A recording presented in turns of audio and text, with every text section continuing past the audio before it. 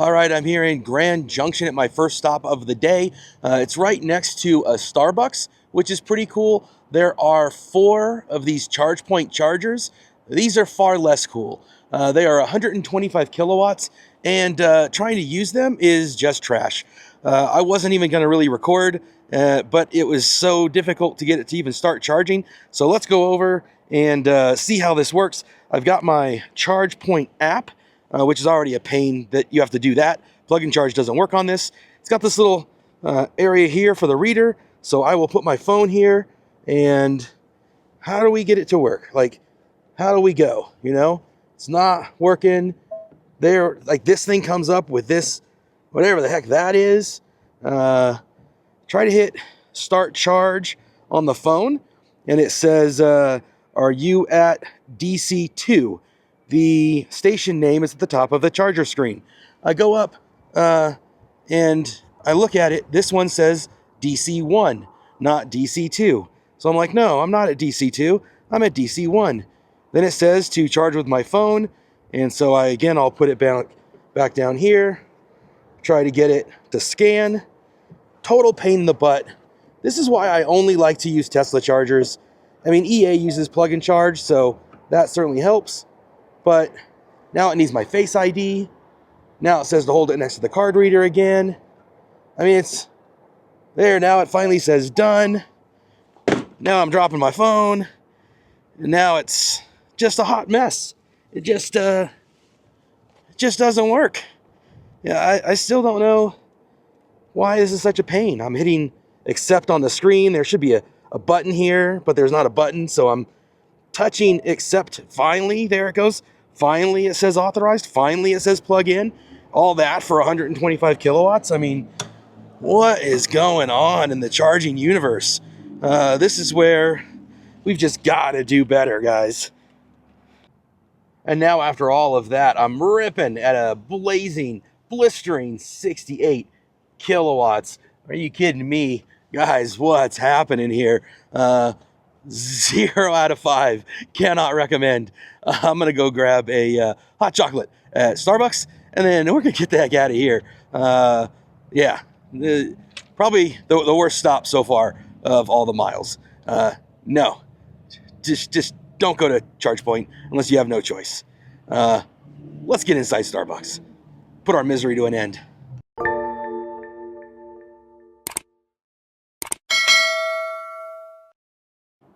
All right, Starbucks level unlocked. Happy to see chargers here, just not these chargers here. Well, that's how it works when you're charging across America. You come into some ones that work incredibly well, like the Alpatronic, and then you come into ones like these, not so much. So we're going to get the heck out of here, unplug, and move on to the next. This was not a great charger stop. Love the location. Love that it's next to a Starbucks. Grab a drink, grab a little bite to eat, use the clean restrooms. Love Starbucks for that. And love seeing that they have chargers here. Anytime you can add a DC charger, that's great. But only 125, and then only getting 68 of that 125, not great there. So, but another unique charge experience on this journey. So we've gotten to use the traditional Tesla ones, which is still what I prefer, but not necessarily the best performing ones. The Alpatronic was better performing. We got better performance from the Electrify America. That one was really expensive. A lot of the Tesla ones were less expensive. Overall, dependability, value, I'm always going to go Tesla. It doesn't mean they're the best in all areas, but they're usually quickly off the freeway. They're affordable, and they're very reliable. You can get better charging performance in some situations. You can also find better amenities a lot of times with other chargers. There's a lot of times not bathrooms right at the Tesla chargers. So you have to hope that there's a nearby business. You have to hope that it's not the middle of the night and that those businesses are open. So everything is about, I guess, a compromise and a balance between what you're looking for. But this is what I'm looking for. This is not what I'm looking for. So let's get out of here. Let's get our journey back on track.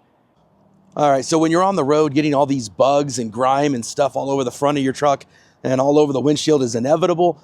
So one of the things I'm going to do is occasionally, when the opportunity comes up, I'm going to try to run it through a car wash. So here I've got this Bug Be Gone, and this is going to let me kind of pre-soak, I guess, the window and the grill, and let it get some of that bug goo off of there.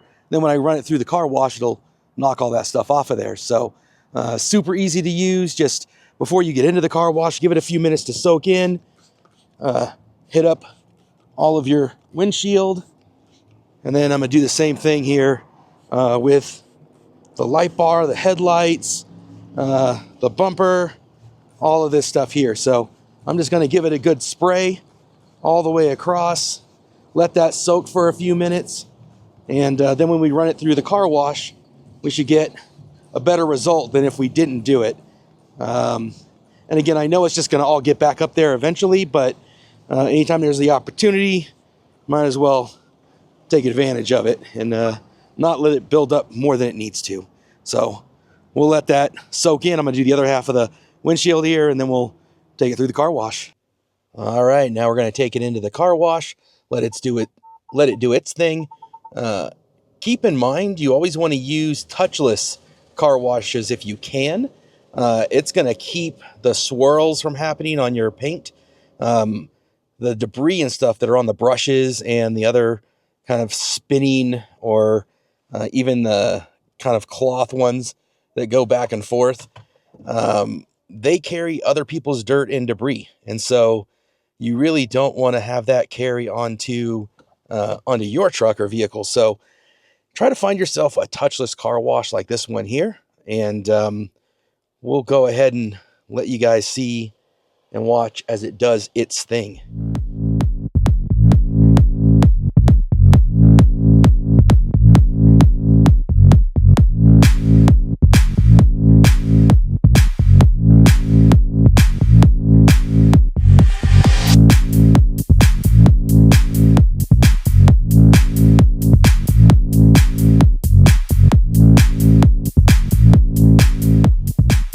All right, so let's pop out here and see how it did. I don't expect it to be perfect, but just knock off some of the chunks and hopefully be better than it was. But let's hop out real quick and take a look.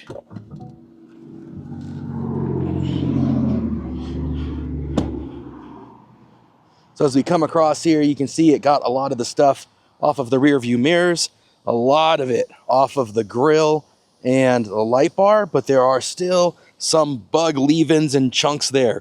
So that's going to have to take a little bit of a more manual touch. But again, overall, the windshield is looking really good, and most of the bug chunks have come off of it. So a lot better than not doing it at all. Not perfect. I did forget to put the running boards down until later in the cycle, so that was my bad. But I did get those down enough that at least it did clean off the running boards a little bit. So there we go. Let's get back on the road and get ourselves back to California. So of course, as luck would have it, after doing a car wash on the truck to get all the bug residue and everything off, as I'm coming through Utah, it starts to rain. So had a little bit of a rainstorm coming through. The cool thing is though that it let me test out the rain sensing wipers, and those work. So yeah, I didn't have that on my standard range Lariat, so that's pretty cool. I will say Utah is quite lovely. Huge mesas, awesome views, and that rain really cleared up my windshield. It is spotless now, so pretty nice drive through here. Not much to see in terms of population, but the mountains and plateaus and everything that are out here, remarkable. Like much of the country, it's been really cool to see these areas that are so different from California. Onward we go towards Salt Lake. Well, the weather has definitely taken a turn. I don't know if you can see those trees there, but the wind is whipping up crazy. The rain is coming down hard. This is definitely going to slow us down a bit and hurt the efficiency, but we're dry and comfortable and enjoying it nonetheless. But yeah, I guess the weather can turn just that quick. It's definitely been a theme of this journey, is the heavy, heavy winds and the changing weather conditions. And we're not really used to that as much in California, so I suppose that's probably more typical of the middle of the country than what I'm used to. Well, we've made it to Wellington, Utah. This is a pretty cool stop. They've got a travel center, and inside there's a Subway, pizza, all your different things that you would expect from a travel center, including Full Throttle, my energy drink of choice, and a big old thing of beef jerky. Can never go wrong when you're on a road trip with beef jerky and an energy drink. We're gonna need both on this trip.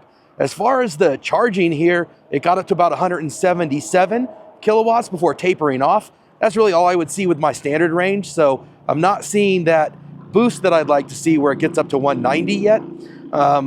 But there's plenty of space, even though there's only 8 of them. There's only one Tesla here plugged in at the moment. And what I really appreciate about this location, though, is that it's got a great layout and design for a Lightning and for those traveling with a trailer for the pull-through. So you can see here the way it's laid out.